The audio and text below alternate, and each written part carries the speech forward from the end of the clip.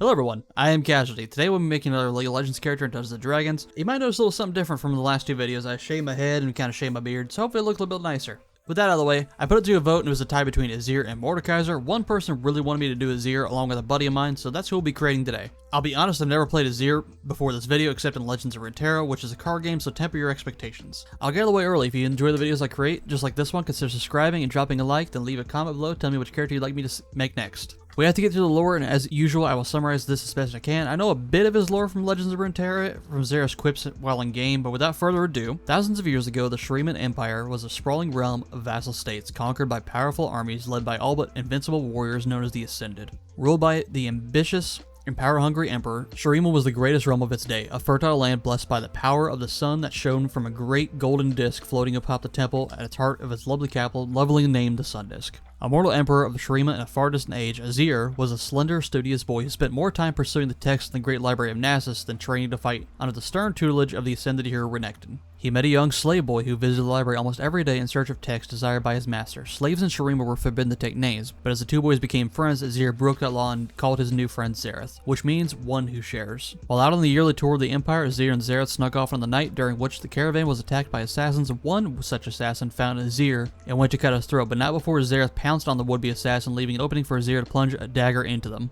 Azir and Xerath rushed their way back to find the attackers had been slain, but so were his brothers. Azir would tell the tale of Xerath's courage and ask for him to be rewarded, but his tale was fallen deaf ears because Xerath was a slave in his father's eyes, and that would not change. Azir's father, the Emperor, would unleash a merciless campaign of bloodshed against those he believed had sent the assassins that killed all of Azir's brothers. Though he was now heir to the throne, Azir's life yet hung by a thread. His father hated him, wishing he had died instead of his brothers. But the queen was still young enough to bear sons. Time marched on, and the battle showed just how little Azir knew of martial combat, so he began to train with Renekton, where he learned how to wield sword and spear to command warriors and read the ebb and flow of battle. Azir would appoint Xerath as his right-hand man. Azir would also task Xerath with seeking out knowledge wherever he could find it. Years passed, and the queen, although trying many times, could not bring a child to term, every infant perishing before it could be born. So long as the queen was barren, Azir's life was relatively safe. Some believed this to be a curse or some poison placed upon her. Azir claimed innocence and executed those who would voice such accusations publicly. Eventually, Queen bore a healthy son, but on the night of his birth, a terrible storm engulfed Shurima. The queen's chambers taking the brunt of the storm, being struck by lightning again and again, causing fires to spread, and in the subsequent blaze, both the queen and her newborn son's lives were lost. It was said that Azir's father went mad with grief and took his own life, but tales spread of how he and the guards had been found lying in pieces on the floor, charred and burned away, leaving all but skeletal remains. Azir took up the mantle of emperor with Xerath by his side. Over the next decade, Azir would expand the borders and ruled with a harsh but just hand.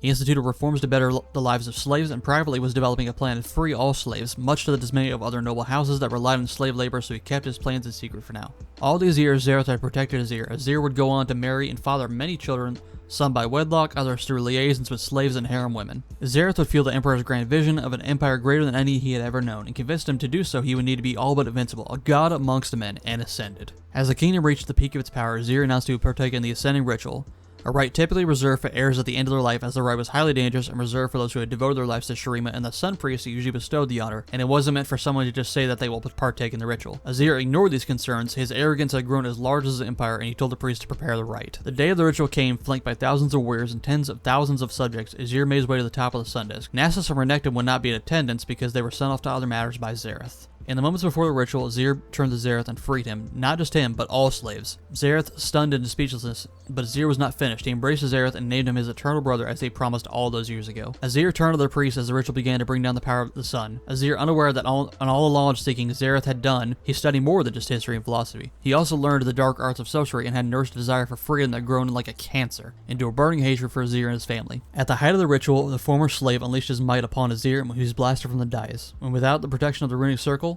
Azir was consumed by the sun's fire as Xerath took his place. The light filled Xerath with power, and he roared as his mortal body transformed, but the magic of the ritual was not intended for Xerath. The powerful celestial energies could not be contained, and in one powerful explosion, Shurima was consumed. Its people turned to ash, and monuments that took months and years to build were brought low and left to ruins by one man's ambition and another man's misplaced hate. However, Azir saw none of this. His last moments were of pain and fire. His soul remained in a timeless oblivion until thousands of years later the blood of his last descendant spilled on the temple ruins and resurrected him. Azir was reborn, but his body was incomplete, little more than animate dust, given form held together by his willpower. Gradually resuming his corporeal form, Azir stumbled through the ruins to find the corpse of a woman with a knife in her back. He did not know her, but he saw features in her of his bloodline. All thoughts of his empire and power were gone. and he thought only of his last remaining daughter, so he carried her to what was once the Oasis of Dawn. The oasis was empty, but as Azir stepped closer, clear water began to fill the basin. He placed the woman's body inside the restorative waters, and as the blood washed away, only a scar remained where the blade had pierced her skin. And with that act of selflessness, Azir was lifted into a column of fire as the magic of Shurima renewed him, turning him into the ascended being he wanted to become, radiance pouring into him, crafting his hawk-armored form and granting him the power to command the very sand itself. Azir lifted his arms, and the ruined stun disc lifted in the sky once more. Azir climbed the steps, weaving the sands to recreate the city's last moments. And in those moments, he saw Xerath's treachery unfold. He wept as he saw his family murdered and his empire fall. Azir vowed to reclaim his land and take back what was his.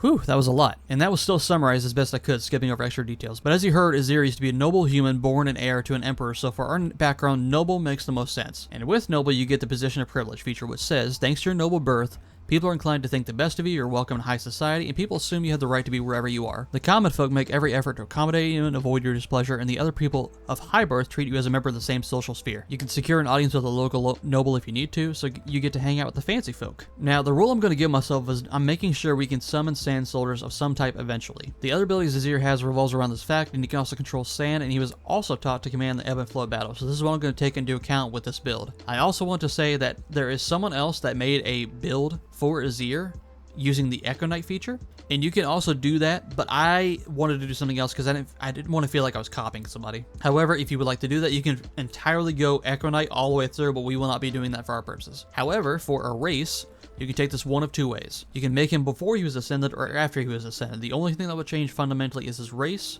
And for his ascended race, it would be Aarakocra, but I know most DMs typically ban that race as an option because they view it as powerful, so feel free to do what I'm doing and select variant human, or you can swap Aarakocra for Kenku. If your DM allows it, you can always have an event that turns you into the Aarakocra or Kenku later, which is always fun character development. We've used variant human a lot, so if you don't know, you can get a free feat of your choice, and we can take one of two things. You can make Azir mostly a martial class, or you can focus him as a caster. I'm going to elect to make him a caster with a sprinkle of martial prowess. That being said, he did have some training to start with in his life, but first we have to put in our ability scores. For our ability scores, we're taking the point buy method as usual. If you roll your stats at the table, make sure you meet any multi-classing requirements needed for this build, and we'll be multi-classing a tiny bit. We're going to take a 15 to strength, an 11 to dex, a 12 to constitution, a 15 to intelligence, an 8 to your wisdom, and a 10 to charisma, with our 2+1s from variant human going to strength and intelligence, giving us a 16 to both of those stats. Now for our starting class in level 1, we're going to be picking up fighter, and as a fighter we have a d10 hit dice, and we can choose a fighting style, and we're going to be choosing dueling. When wielding a melee weapon in one hand and no other weapons, you can gain a +2 to damage rolls with that weapon. We also gain second wind, letting us heal ourselves as a bonus action. We're gaining hit points equal to 1d10 plus our fighter level. We regain this feature on a short or long rest. Before you take a short rest, make sure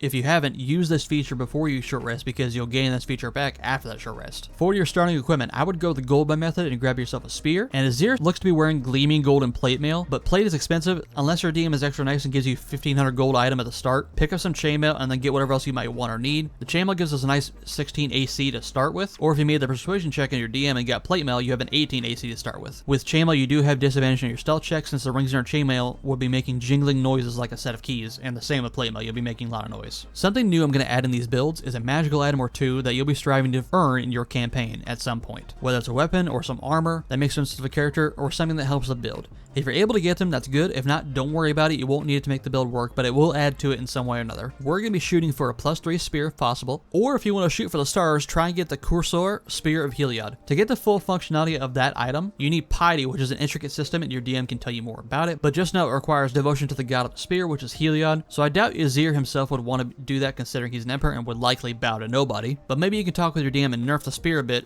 without the Piety bonuses so you can get it in your hands sooner. For a magical armor item, I'd try to get the magical version of plate or chainmail. It's all up to your DM with magic items, but those are your options for this build. Now, we're going to be riding this fighter train all the way to level 6. Along the way at level 2, we get Action Surge, allowing us to take another action on our turn.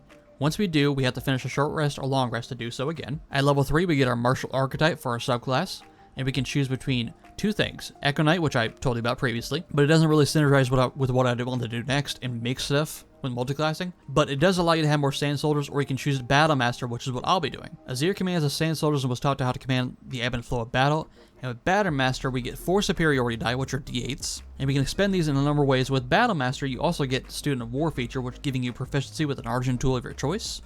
So pick your favorites here. We also get to pick 3 maneuvers of our choice from a list, which we use our superiority dice to fuel. A few things could fit here, but I'll be grabbing Commander Strike, which says when you take the attack action on your turn, you can forego one of your attacks and use a bonus action to direct one of your companions to strike. When you do so, choose a friendly creature who can see or hear you and expend 1 superiority dice. That creature can immediately use its reaction to make 1 weapon attack, adding the superiority die to the attack's damage roll, which will come into play later, or you can use this on one of your party members, and you can only make 1 maneuver per attack. For the other 2, you can decide between, but I'll be grabbing Tactical Assessment and Commanding Presence, which function basically the same, but for different things. Tactical Assessment lets you roll your superiority dice and add it to the ability check if that ability check was made for investigation, history, or insight, and Commanding Presence works the same but for intimidation, performance, and persuasion instead. At 4th level, we get an ability score improvement or a feat. Here I'm going to be picking up the Piercer feat, which says you have achieved a penetrating precision in combat, granting you the following benefits. You can increase your strength or dexterity by 1 up to a cap of 20. We'll be bumping our dex here to a 12 to round it off and give us a +1 modifier, so we have a bit better in initiative rolls now. And once per turn, when you hit a creature with an attack that deals piercing damage, you can reroll 1 of the attack's damage dice, and you must use the new roll when you do so. Also, when you score a critical hit that deals piercing damage to a creature, you can roll 1 additional damage dice when determining the extra piercing damage the target takes, and with a spear, our damage is piercing, so this goes hand in hand for us. At 5th level, we get extra attack, letting us make 2 attacks per action on our turn. At 6th level, we get another ability score improvement. We're going to be using this to increase our intelligence, bumping it up to an 18, giving us a +4 modifier.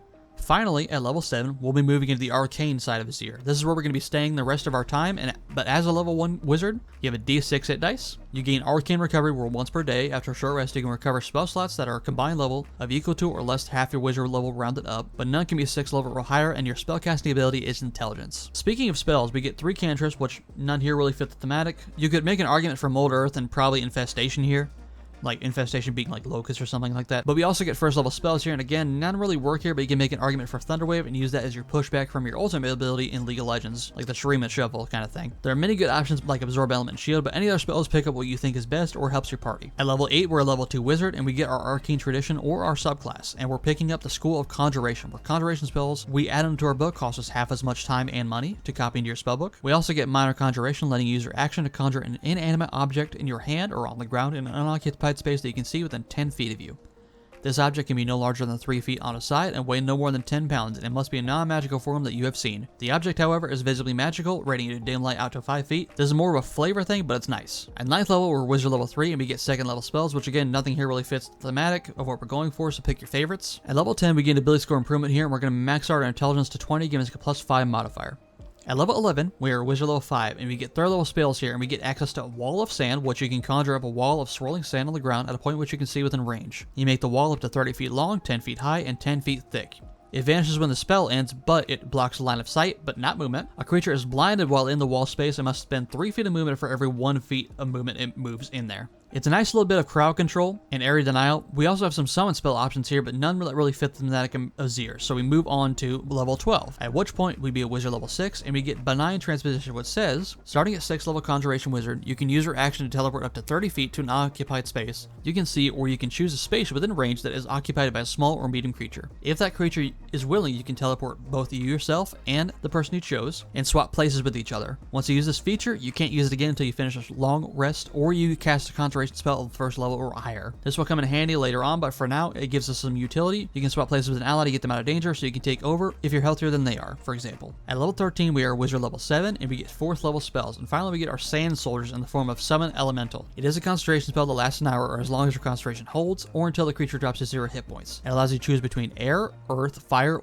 or water after we cast a spell for the elemental type, and you summon an unoccupied space within range, which is 90 feet. It is an ally to you and your companions, and it shares your initiative, but it takes its turn right after yours, and obeys verbal commands with no action being required to do so. But if you don't command the elemental, it takes a dodge action on its turn and moves on its own to avoid danger. We'll be choosing Earth Elemental here, and flavor the elemental as in Sand Elemental. It functions the same, but it's just looks like sand instead of earth. And with Earth Elemental, it gets a burrow speed of 40 feet, an armor class of 11 plus the spell's level that you cast it at. And since it's a 4th level spell, it has a base AC of 15 and has 50 hit points plus 10 more for each spell slot you use above 4th level. It has resistance to piercing and slashing. It is immune to poison damage and the condition, as well as exhaustion, paralysis, petrification, and being knocked out or unconscious. It has 60 feet of dark vision, and you can make a multi-attack where the number of attacks equals the spell's level rounded down. So at base level, it would have 2 attacks, and its attack is known as Slam Attack, which is your spell modifier for the bonus to hit. It hits one target and deals 1d10 plus 4 plus the spell's level as bludgeoning damage. Now the cool thing about this is that we get extra functionality for this guy later on in levels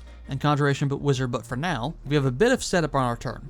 We need to get this elemental out, so what we can do is on our action, summon this guy out. Right after our turn, it is now the elemental's turn, where we can make him perform 2 attacks to an enemy, but the nice thing is that we can choose to swap places with our elemental at any time with our action using Benign Transposition feature. You can then action surge to make 2 attacks with your spear to whomever you just teleported next to, or if the creature is beating on you and you need to gather, you can swap with your elemental to your place instead, where it can then make 2 attacks to keep it at bay. When you can attack, you can also forego one of your attacks to use the Commander Strike maneuver I mentioned earlier and use a bonus action instead to get a friendly creature, which now includes your elemental, to use its reaction to make a slam attack, adding the superiority dice to its roll. Now the wording of it says that a creature makes a melee attack, but the slam attack from the elemental counts as a melee weapon attack. You can use this once per attack, so you can stab 3 times and have your elemental use its reaction to attack, which if you hit all of your attacks will give you a damage of 3d6 plus 15 for the 3 strokes we made, plus 1d10, plus 8, giving us a total possible damage of 51 on our turn. If you crit with any of those spear attacks, you can add an extra d6 to them, along with the bonuses of a normal critical attack with the Piercer feat, which isn't terrible, but you can also reroll the damage dice of your spear attack once per turn, but you must use the new roll even if it's worse. It gets a bit better later. At level 14, we are Wizard level 8, and we get an ability score improvement, and we're bumping our strength here to an 18, making our spear attack stronger. Then at level 15, we are Wizard level 9, and we get 5th level spells.